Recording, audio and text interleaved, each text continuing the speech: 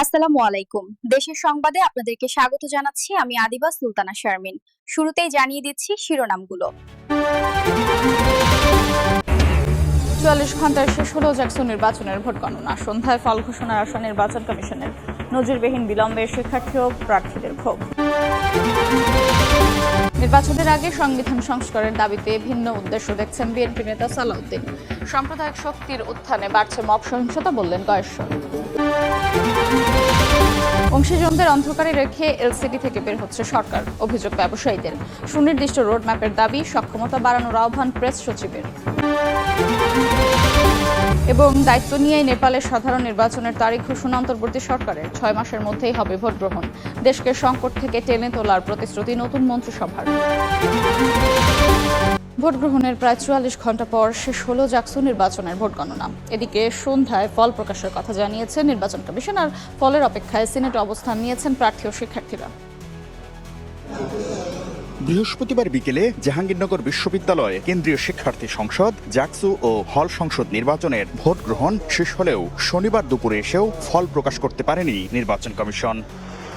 প্রশাসন ও নির্বাচন কমিশনের অদূরদর্শিতার কারণেই সবার ভোগান্তি হচ্ছে জানিয়ে ফল প্রকাশ পর্যন্ত সিনেটে অবস্থানের কথা জানিয়েছেন ছাত্রসংঘের সমর্থিত জিএস প্রার্থী।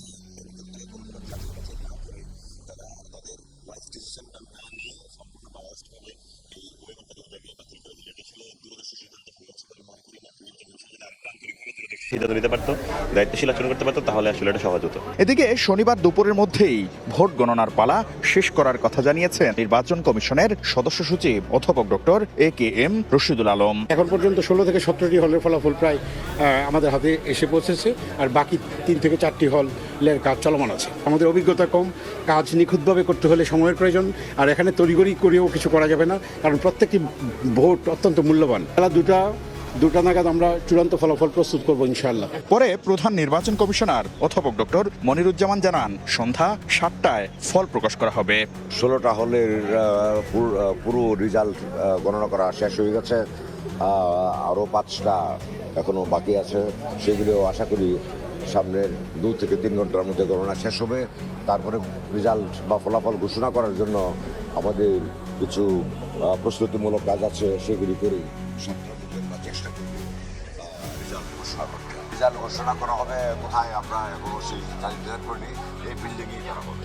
এদিকে যে কোনো পরিস্থিতি মোকাবেলায় প্রস্তুতি আছে বলে জানিয়েছে পুলিশ। ভিতরে এবং বাইরে নিরাপত্তার বিষয়টা আমরা দেখতেছি, বহিরাগত যেন প্রবেশ করতে না পারে, আভ্যন্তরীণ শৃঙ্খলা যেন বজায় থাকে। বিজিবির ওনাদের সদস্যরা আমাদের সাথে আছেন, একই সাথে আমাদের র্যাব আছেন এবং এখানে গোয়েন্দা সংস্থার বিভিন্ন বাহিনীরা আছেন। সকল বাহিনীর সাথে সমন্বয় করে আমরা তথ্যের ভিত্তিতে আমরা নিরাপত্তা বিধান করে যাচ্ছি। এবারের জাকসু নির্বাচনে 12,000 ভোটারের মধ্যে ভোটাধিকার প্রয়োগ করেছেন প্রায় 8,000 শিক্ষার্থী। শাকির আহমেদ, সময় সংবাদ, ঢাকা। এখনই যারা সাংবিধানিক সংস্কার চায় তাদের ভিন্ন উদ্দেশ্য রয়েছে বলে মন্তব্য করেছেন বিএনপির স্থায়ী কমিটির সদস্য সালাউদ্দিন আহমেদ। রাজধানীর গুলশানে গণতান্ত্রিক বাংলাদেশের ভবিষ্যৎ, জনমানুষের ভাবনা ও প্রত্যাশা শীর্ষক উত্তরণে নির্বাচিত রাজনৈতিক সরকার ও সংসদ প্রতিষ্ঠা করতে হবে বলেও জানান তিনি।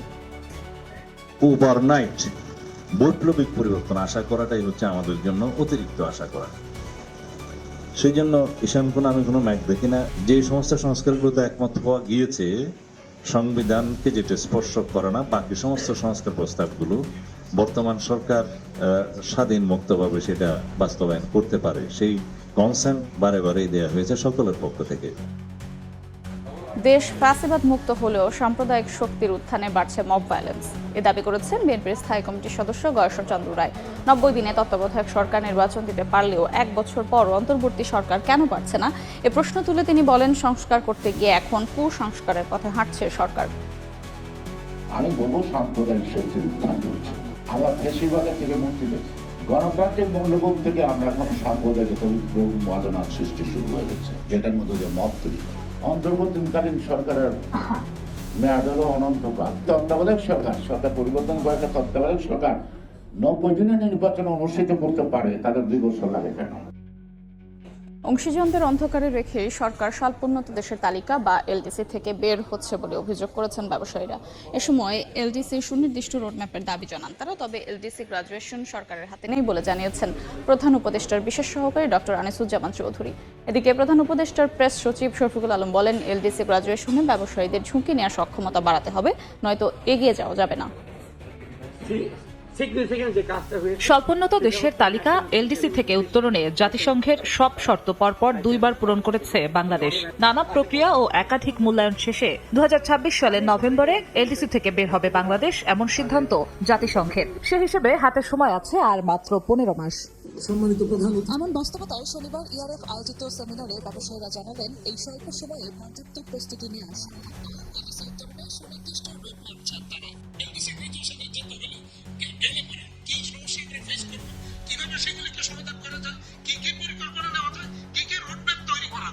এগুলি নিয়ে কিন্তু সরকার আমাদের সাথে এখনো পর্যন্ত আলোচনা করেননি বা বসেননি। অনেকগুলো নতুন নতুন নিয়ম আসছে, কমপ্লায়েন্স রুলস রেগুলেশন, কার্বন নিয়ে তারা খুব সিরিয়াস, গ্রিন প্রোডাকশন থাকতে হবে।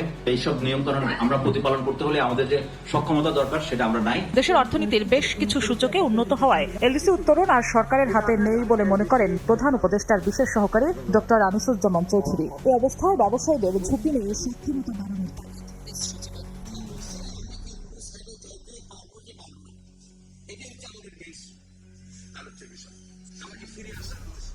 রিস্কগুলো তো নিতে হয়। এখন রিস্ক যদি আমরা না নেই, আমরা কোথায় যে ঠেকবো? এই রিস্কগুলো তো সত্যিকার অর্থে একটা গভর্নমেন্ট বা একটা প্রাইভেট সেক্টর সবাই মিলে এটা নিতে হবে। বারবার আমাদেরকে কেন চাপিয়ে দেওয়া হবে? এলডিসি উত্তরণের বিকল্প না দেখলেও জ্বালানি সংকট, মূল্যস্ফীতি আর মার্কিন শুল্ক বিবেচনায় সরকার ও ব্যবসায়ীদের মধ্যে আলোচনা করে গ্রাজুয়েশনের চূড়ান্ত সিদ্ধান্ত নেওয়ার পরামর্শ অর্থনীতিবিদদের।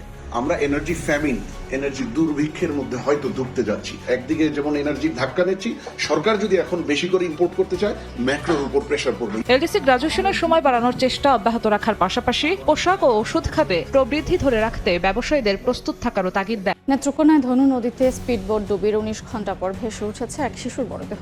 বাকি 3 শিশুর খোঁজে অভিযান চালিয়ে যাচ্ছে ডুবুরি দল। ফায়ার সার্ভিস বলছে, উদ্ধার না হওয়া পর্যন্ত চলবে কার্যক্রম। নিখোঁজ 4 শিশুর খোঁজে ডুবুরিরা, নৌকা নিয়ে মাঝ নদীতে স্বজনরাও। তাদের চোখে মুখে উদ্বেগ, উৎকণ্ঠা, হতাশা। শনিবার সকাল থেকে নেত্রকোনার খালিয়াজুড়ির পাঁচহাট এলাকায় ধনু নদীর বিভিন্ন পয়েন্টে তল্লাশিতে ফায়ার সার্ভিসের ডুবুরি দল। দুর্ঘটনাস্থল থেকে আধা কিলোমিটার দূরে দুপুর 1:30টার দিকে ভেসে ওঠে উষামণির মরদেহ। বাকি 3 শিশুর সন্ধানে উদ্ধার চলমান। আশায় বুক বেঁধে আছেন স্বজনরা। তুষামণির মতো মিলবে তাদেরও সন্তান। আবার ইচ্ছা দিতে যে আমি আপাতত নিয়া কান্দাত বিরাদি বাদে গেদি ড্রাইভার যখন স্টার্ট করছে আবার ফালদা উঠিয়া বাই বাই ডুবাই দিছে হিজবুল। 4টা সন্তান নদীর চলে গেছে, এরা বাঁচাইছে না, ইচ্ছে করলে বাঁচাইতে লয়। আমি সবার কাছে এটা বিচার চাই। নৌকা ড্রাইভার লোক এই মুহূর্তে না মারিয়া সে যদি লোক সেভ করতো, আমার মনে এই ঘটনা ঘটতো। ফায়ার সার্ভিস বলছে, সর্বোচ্চ গুরুত্ব দিয়ে খোঁজ চলছে। উদ্ধার না হওয়া পর্যন্ত অব্যাহত থাকবে কার্যক্রম। সকাল থেকে উদ্ধার কাজ পরিচালনা করছি, এখন পর্যন্ত উদ্ধার কাজ করে যাচ্ছি। তবে কিছুক্ষণ আগে একটা শিশু বাচ্চার লাশ ভাসমান অবস্থায় পাওয়া গেছে।